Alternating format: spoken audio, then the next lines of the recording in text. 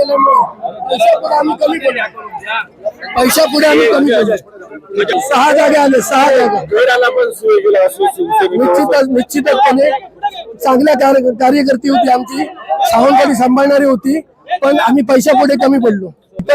करिश्माला नाही, पैशामुळे आम्हाला धक्का बसला. त्याने निर्णय दिलेला आहे, जनतेचा निर्णय आम्ही स्वीकारतो आणि याच्यापुढे आम्ही जनतेची सेवा करत नाही. त्याला अपयश म्हणजे त्याने मला 850 मतं मिळाली आणि समोरच्या उमेदवाराला काहीतरी 300 मतं मिळाली. जवळजवळ 500च्या फरकाने मी निवडून आलो. काय नाही, त्यांचा विजय पैशाचा विजय आहे, बाकी त्यांचं काय नाही. भाजपने सांगतात की दीपक केसरकर यांनी गेल्या 15 वर्षात काम केलं नाही म्हणून मतदारांनी कौल दिला असं त्यांचं म्हणणं आहे. त्यांच्या म्हणण्याला काय, मतदारांनी कौल दिला ना, ते निवडून आले ना काही जर मतांनी, त्याचा काही विषय होत नाही. ते निवडून आले नसते. 7 उमेदवार आलेले आहेत, त्याच्यामुळे आम्ही 7 जण भारी आहोत.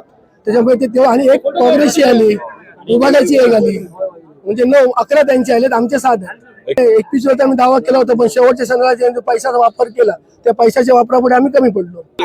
एका वोटला 25 रुपये दिले, त्यांचा त्या पैशाचा काही उपयोग झाला नाही. थँक्यू.